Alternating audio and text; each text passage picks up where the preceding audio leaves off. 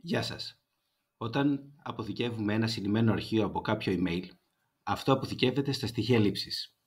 Σε αυτό το βίντεο θα δούμε πώς από τα στοιχεία λήψης μπορούμε να μετακινήσουμε ένα αρχείο σε έναν φάκελο στην επιφάνεια εργασίας, για παράδειγμα, αλλά με τους δύο καινούριους τρόπους που υπάρχουν στα Windows 11.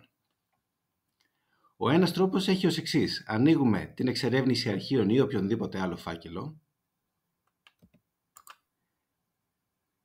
Στα αριστερά πηγαίνουμε στα στοιχεία λήψης και εντοπίζουμε το επίμαχο αρχείο, που εδώ το παράδειγμά μας είναι οι σπάνιες φωτογραφίες κλπ.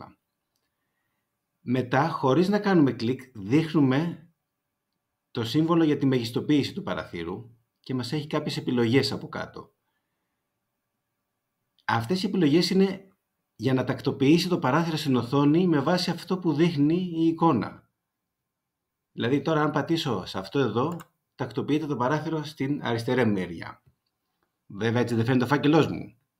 Οπότε ξαναπάω εδώ και το τακτοποιώ δεξιά.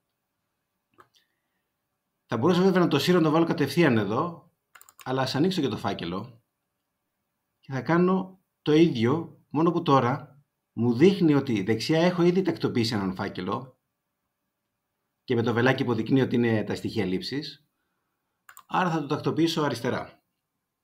Και πάρα πολύ απλά θα το σύρω από το ένα φάκελο στον άλλο και έτσι γίνεται η μετακίνηση. Τώρα, αν το μετανιώσω, μπορώ να κάνω δεξί κλικ στο κενό και ανέρεση, και θα το κάνω διότι θέλω να δείξω και τον δεύτερο τρόπο. Οπότε κλείνω τα παράθυρα και πάμε την αρχή. Ανοίγω ξανά την εξερεύνηση αρχείων. Πάω ξανά στα στοιχεία λήψης.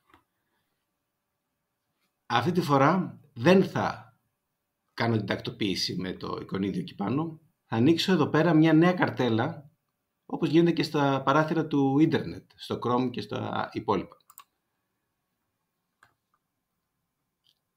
Και θα πάω επιφάνεια εργασίας και θα ανοίξω το φάκελο Φι1.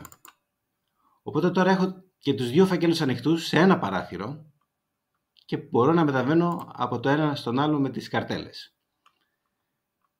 Κρατάω το κλικ πατημένο στις σπάνιες φωτογραφίες και σύρω. Βέβαια εδώ υπάρχει ένα απαγορευτικό, αλλά εγώ σύρω να πάω στον Φι1, εξακολουθεί να υπάρχει απαγορευτικό και συνεχίζω και το βάζω μέσα στο Φι1, όπου και το αφήνω τελικά και γίνεται η μετακίνηση.